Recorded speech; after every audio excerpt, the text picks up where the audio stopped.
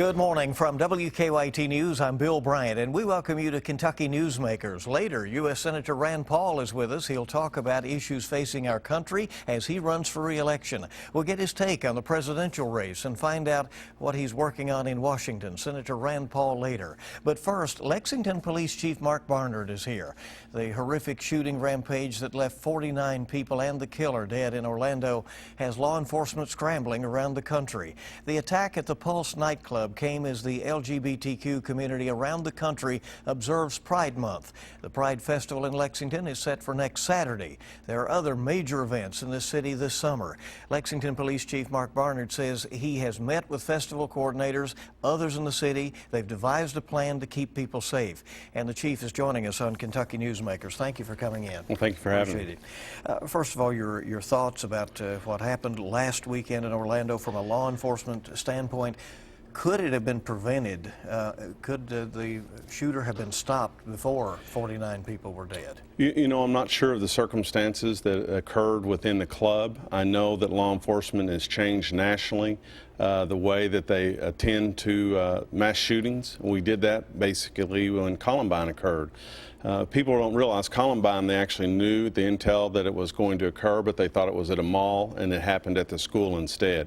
We have changed our strategies where we used to contain an incident and then go right in. So I think they did that in Orlando. They were trying to retrieve injured people from inside the building. Once the shooting had stopped and they understood that they had hostages, he started working. They worked on from that point or perspective. So I don't know. Internally, think differently. I think they'll do what we do as a case review of after this incident. I know the FBI, we meet regularly on our Joint Terrorism Task Force. We share information back and forth about strategies that are occurring or what agencies have done and how to address it. And that's basically what we're doing now with the Pride Fest. Because it's an event downtown and it's a large event that can draw up to 25,000 people. And anytime an event occurs in our nation, such as this act of terrorism, we want to make sure that we're planning and staffing to have adequate safety there. So we'll have more officers. There'll be more on the perimeter than in that inner perimeter where we usually do it. But this will occur. We've done the same thing for the 4th of July, so we've increased our staffing for it. There are no threats. We've talked to the FBI, we've talked to Intel throughout the state, the Fusion Center. As we understand it as of today, there are no threats to Lexington nor Kentucky regarding any external threats. As you meet with the organizers of the Pride Festival and other summer events that are going on, do you ask them to share their concerns and do you give them some directives? Absolutely. So we want them to feel comfortable with our staffing plan that we have in place and our contingency plans that we have in place. We met with the Pride Festival. We had been meeting with the LGBT community prior to the Pride Festival, so we had an open line of communication with them. And any concerns that they have, we want to make sure that we're putting them at rest, that we'll be there and support them. You know, through tragedy come great opportunities, and one of the great opportunities we've had is we have met with leadership within our Islamic community, with the LGBT community, with our Latino, Hispanic community. We have gone out to create those relationships so that we're prepared before an event like this happens. And that's very important for us. The first calls that I made that evening when these occurred were to our LGBT community leadership team, asking them if they had any concerns or if something was coming up to please let us know, open those line of communications, and also to our Islamic leadership in Lexington. And they have been very receptive about giving us information or sharing information or concerns that they may have. What can people do out there to keep you informed, to keep themselves and the community safe? Well, really, if you see something suspicious, you should report it. Nothing is too small, and that's what we always say. A lot of times people are uncomfortable coming to the police. One, they don't want to bother us. They say, oh, it's not important. Or two, they just don't feel comfortable coming to the police. That's why these leadership teams that we have in Lexington, that we have this intimate relationship that we can speak to honestly and keep information confidential. If they want to approach them and give them information, they're able to give it to us. Do you, in this case with having your force, deployed for these major scale events, do at times you become strained, for instance, when the 4th of July is coming up and now the decision has had to be made that there will be the parade and the festival and other events downtown, and then fireworks will be that evening out at Commonwealth Stadium. We are very well at adapting to whatever is thrown to us because we're in an urban city, so we have to be adaptable. So whatever the plan is, once we get it, then that's when we start working up our contingency and safety plans. It is a little bit more challenging having it downtown and then moving it out to the Arboretum, but we've worked with UKPD. They'll have officers present. We've worked with the Sheriff's Department. We have great relationships with our other law enforcement agencies. We constantly share information with our foreign intel experts in the FBI and the ATF, and the Secret Service. So we constantly meet and we evaluate conditions and make arrangements accordingly. The new budget has some additional officers in it for the coming year. Absolutely. We'll go up to 600 officers. We're blessed that the council looked at that and sees the need for public safety. Getting up to those officers, we're recruiting. We're hiring right now. That'll go to August. If you're interested in becoming an officer, you can still go through the testing process. We hope to have that class out by February. We hope to start another class of maybe 25 in August, so constantly hiring. We have looked ahead to next week's council agenda. There's $300,000 in there for smart tasers. What's that for? Well, that's the newer technology. So taser, like any technology, looks at its product and says we want to make improvements, and so more recording, more being able to discern the information when tasers are deployed. The current tasers that we have were the first generation that we purchased, and they're no longer making replacement parts for them. So it's time to move on to the technology and replace those.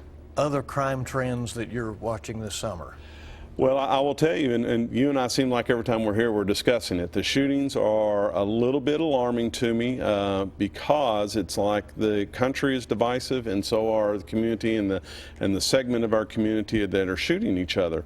When you have two people come in to purchase heroin in a parking lot in Walmart, and then they have a shootout over the ripoff, that seems to be going on consistently. So the heroin epidemic, and I really call it the addiction epidemic because it'll be replaced, heroin will soon when we get the legislature to come in and do more legislation and criminalizing it further.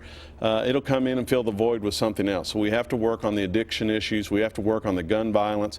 I'm hoping the legislature will look at the gun violence and say if you're using a gun illegally, making enhancements for using that gun.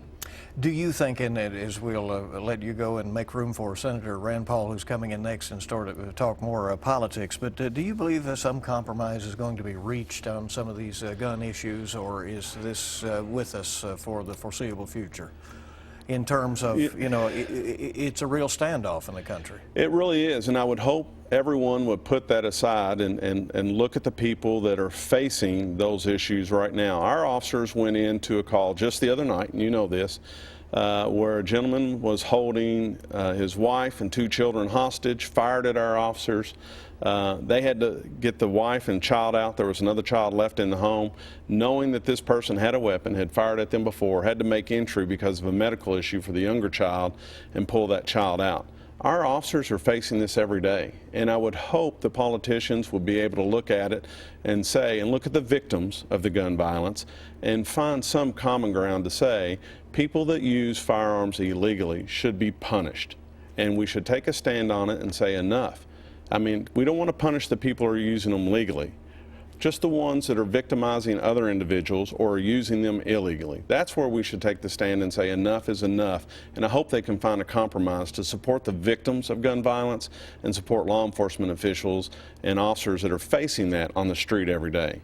Chief Mark Barnard, thank you for coming. We appreciate it very much. Thank you for having me. We hope you'll keep it here on WKYT's Kentucky Newsmakers. Back with Senator Rand Paul next.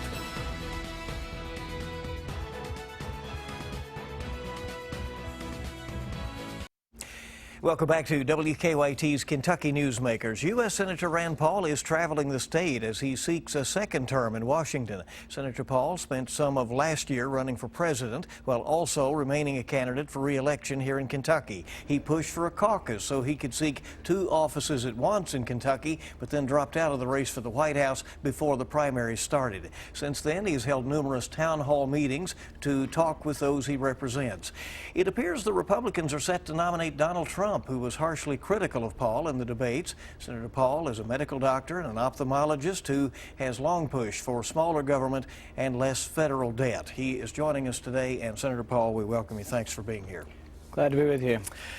Let's get to this current major and tragic issue, the shooting massacre in Orlando. 49 people were killed last weekend. There are many calls for action, including preventing people on terrorist watch lists from being able to purchase guns. Some recent numbers show that 91% of the time when people on those lists went to purchase a gun, they were able to complete the purchase. You have had reservations about that in the past. Is there a version of a proposal you would support? You know, it's a horrific tragedy, and, you know, everybody thinks, oh my goodness, how do we stop this? How do we stop, you know, terrorists from having guns? But I'm kind of a big believer in reading the bills, you know, trying to figure out what's in them and whether it would work. As a physician, we try to look things very logically. What will work and what would have stopped this killing? So let's say you do what the Democrats want to do. They want to take away the Second Amendment rights of anybody on the terror list. Well, this killer wasn't on the list. And so I've been asking this question. I met with the FBI director. I've been asking this question over and over again. Why wasn't he on the list? And the answer I'm getting is that they investigated him a couple of times. They had an investigation over for 10 months, and then they closed it. And so my response to the FBI was, well, you said he wasn't a credible threat, and I understand you did your best, but he was a credible threat. Maybe we should leave the investigations open longer. And if there is an open investigation, you're on the list, and what happens currently is the FBI is called before you can buy a weapon. So we do have a system, but the system broke down here mainly because the FBI closed the investigation. And there's a lot of evidence why they should have kept it open. Several times, at least 2 or 3 times, he threatened coworkers. Even going back to 2007, he was kicked out of a police academy for threatening coworkers. Twice he said he was going to kill people and it was going to be part of an Islamic jihad. He went to Saudi Arabia. He also was in communication, if indirectly, some communication with a suicide bomber. You add all of that up and you're like, why in the world did they close the investigation?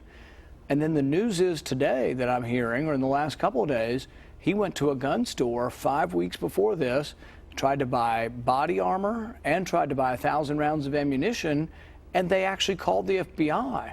And so I'm thinking, gosh, if I'm in the FBI, what would I do? I was like, maybe I would look in a 100-mile radius for people we've interviewed, take their pictures down to the gun store and say, which one of they didn't have his name, but I'm guessing they might have been able to catch this guy. So we've got to do a better job at trying to stop people, better police work.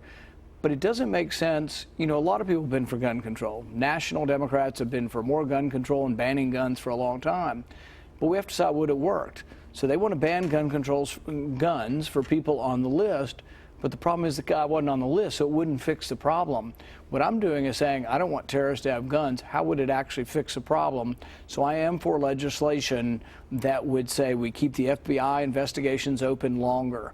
And what we're going to put forward on Monday is that FBI investigations will be open for 5 years. If you start and you get interviewed, it's going to be open for 5 years. Doesn't mean they're looking at you the whole time, but it means you'd be on the list the whole time. If you remain on that list, would you then be opposed to them being able to purchase a weapon? Well, they wouldn't be able to. The FBI would be notified. Now, it doesn't mean that they're permanently prevented, though. What would have to happen is a court proceeding. And the reason we want that is that, let's say you and I work together and I'm Arab American and you don't like me and you decide to call the FBI and say that I made a threat to you at work.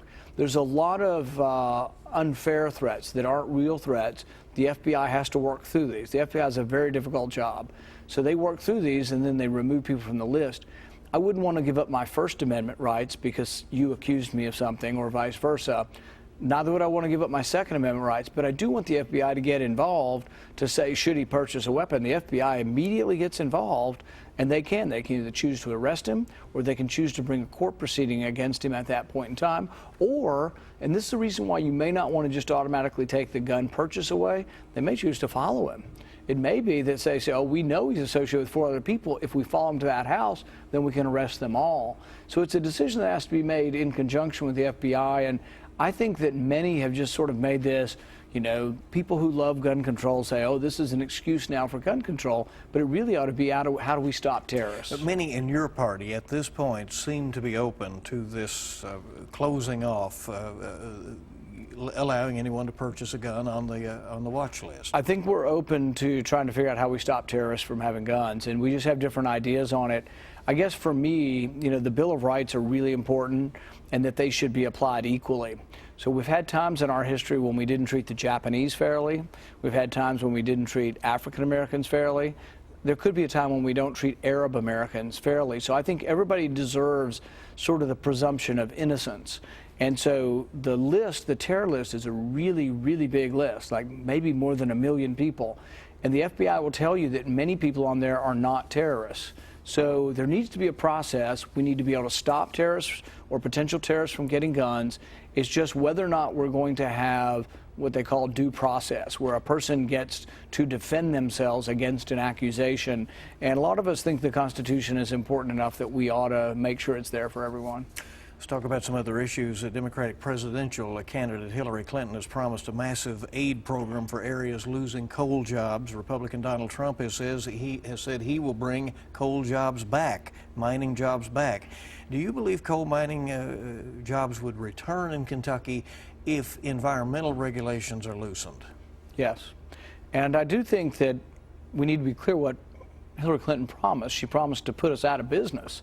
She said we are going to continue to put coal miners and coal industry out of business. And then she said, oh, and then we'll get you some welfare after we put you out of business. The first thing we need to do is stop the regulations that are coming from President Obama, supported by Hillary Clinton, that are killing one of our industries. And I've traveled extensively throughout eastern Kentucky and western Kentucky, and there's a feeling of despair at all the jobs. There are some of our counties that have unemployment twice the national average.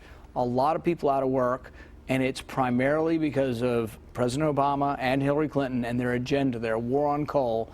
Will it all come back? I can't predict the future. Some of it is competition as well, but I can guarantee you that there are jobs that have been lost in Kentucky, thousands of jobs, because of President Obama's anti-coal war. Your proposal, instead of, as you called it, a massive welfare program, but your proposal is something you've called economic freedom zones, and right. that changes the way taxes are done, right?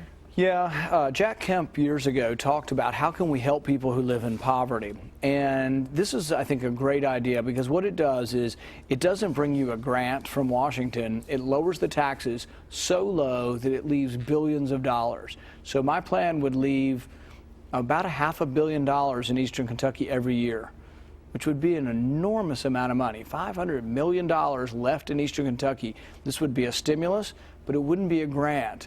What it would be is a lowering of taxes. I would lower the corporate tax to 5%, the personal income tax to 5%, and then for working class people that don't pay much income tax, I'd lower the payroll tax. But I'd do it for a long period of time. Eastern Kentucky is really struggling, and a $100,000 after-school basketball grant is not going to help Eastern Kentucky.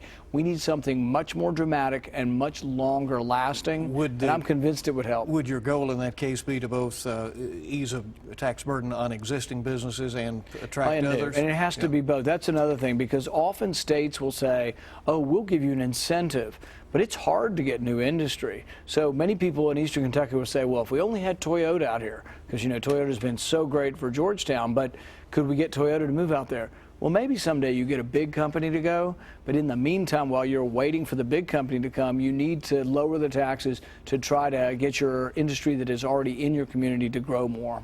U.S. Senator Rand Paul of Kentucky is our guest on WKYT's Kentucky Newsmakers. Our remaining minutes with him coming right up.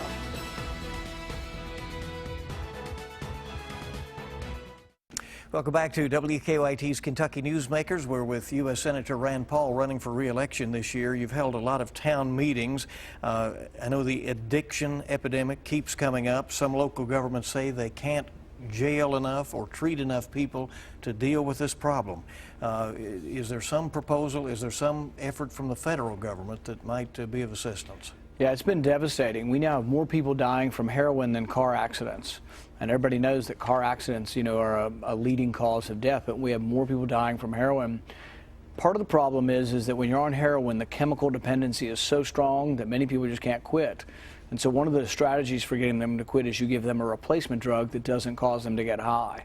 Methadone by injection, or another drug called Suboxone. But as we've looked at this issue, we've discovered that the federal government limits doctors and says you can only see 30 patients the first year. The next year you can only see 100. But if you were to look around Lexington and ask how many doctors treat heroin addicts, it's probably very few, probably a handful. So there's not enough doctors, so we should not be limiting how many patients they can see. So I have a bill, and there's a reasonable chance we're going to get this passed in the next month or so, a bill that would expand the number of patients that doctors can see to try to see if we can do something to lessen this epidemic. You have called for military members to be counted in the population counts in their hometowns. Right. Would that benefit Kentucky? Particularly over in Christian County and a little bit in Fort Knox. There are times when Fort Campbell can have 10,000 soldiers gone, but their families are still there. They live, you know, either on the base or off the base. They use the sewers, the waters, the streets, but they don't get counted in the census for that community. So really Hopkinsville might be 48,000 people without the soldiers, but maybe there are 58,000 with them. So we've gotten this passed a couple times, then it gets stripped out. It's, you know, we're still trying. And there's a reasonable chance we might get this passed too. We passed it again, and it's now going to conference committee. If it does, we think it would help maybe Hopkinsville, maybe Elizabethtown, as far as their size and as far as you know, helping to pay for infrastructure and things like that. A proposal to more or less take Fort Knox off the grid. And this is proposed for several military installations, but you want it done here? What we want to do is some of them actually have natural gas deposits, you know, the ability to actually get a natural resource that they could use for their energy. And I don't know if it's taking them completely off the grid, but you know how you get some and some of it feeds back into the grid and lessens your need. But it would, I think, lower cost for Fort Knox, save us some money, and I see no reason why we shouldn't use some of the assets that are on our military base. It's an election year. Your Democratic opponent is the Lexington Mayor, Jim Gray. He says that you squandered much of your first term in the U.S. Senate in pursuit of the presidency and paid more attention to key primary states than you did to Kentucky. Is that unfair criticism? It sounds pretty partisan to me, but you know, this first quarter of this year, I think I did more town halls than anybody in America in Kentucky. I've introduced over 300 bills. I've had votes on, you know, several dozen pieces of legislation, and so I would say I've been a very active member. I've you know, been on the floor defending the Bill of Rights, defending the Constitution, sometimes for hours and hours and hours. So I think ultimately the voters of Kentucky have to judge that. But I've been, you know, even while running for president, made 96% of my votes. And so I've worked very, very hard for Kentucky, but only the voters can ultimately, you know, judge whether they want somebody to defend Kentucky against, you know, big government and the war on coal, or whether they want to elect somebody that will go along with all those regulations. Are you disappointed that the run for the White House did not work out? Well, yeah. You know, a little the Senate consolation job? No, I wouldn't call it that. I mean, I would say that I'm amazed every day to be able to represent Kentucky, and, you know, my desk up there is Henry Clay's desk. So what an incredible history to be able to stand on the floor of the Senate and argue for why we should declare war when we go to war, why we should defend people's right to be left alone. No, all of it to me is just an amazing thing, and I am amazed every day that I get to be part of that debate. In January, before you left the race for the White House, at the height of the debate season, you called Donald Trump, now the presumptive nominee for the Republicans, quote, a delusional narcissist and an orange-faced windbag. Did I really say Apparently that? you did. I really say and that? you made, you know, he made fun of your appearance. He Right. said you didn't belong on the debate stage. Are you comfortable now with him at the head of your party's ticket? Well, you know, a lot of things get said in the heat of the battle, and the one particular quote you read was from a comedy show, so there was some intention of comedy there. But you know, we're never completely happy with any candidate unless, you know, it's sort of like, you know, who's the candidate you agree with 100%? Only you if you decide to run, probably. So I don't agree, and I've had some complaints about, you know, different positions, and I'm concerned, and I want to make sure that he'll be part of a limited government constitutional approach to our federal government. So some of that concerns me. But then I look at Hillary Clinton, and I'm concerned that she's not honest. I'm concerned that she's used her position in government to enrich herself. And I think she made really, really terrible decisions with regard to our security in Benghazi. And if you're going to have a commander-in-chief, they've got to defend the country and defend our diplomatic missions around the world. And I think she utterly failed in Benghazi. And really, I think it ought to preclude her from being president. What would you want to get done in a second term in the U.S. Senate? The main reason I ran for office is the debt. I mean, we're borrowing $1 million a minute. If we could spend what comes in, balance the budget, and have term limits, I'd probably be ready to come back and practice medicine in Bowling Green again. But we're still a ways from that. And really, there's some blame to go around. When Republicans were in charge of the White House, we doubled the debt from $5 trillion to $10 trillion. Now the Democrats are in charge. We've gone from $10 trillion to $20 trillion. But really, neither party is tackling the real problem. The real problem is entitlements. Nobody's done anything about entitlements. And really, if you want to save entitlements, Social Security or Medicare, you got to reform them. You can't just stick your head in the sand and say, oh, well, everything will be fine. We'll just borrow some more money. Ultimately, it comes to a point where nations can teeter, nations can have difficulty making payments, or you lose the value of your currency. And I'm very concerned about the ultimate foundation of our country with so much debt. Thank you for coming. We appreciate it. Thank you. U.S. Senator Rand Paul, and also candidate for re-election this year. Appreciate you. And we thank you for joining us for this edition of Kentucky Newsmakers on WKYT. We'll see you bright and early this week on WKYT This Morning, and we hope you make it a good week ahead.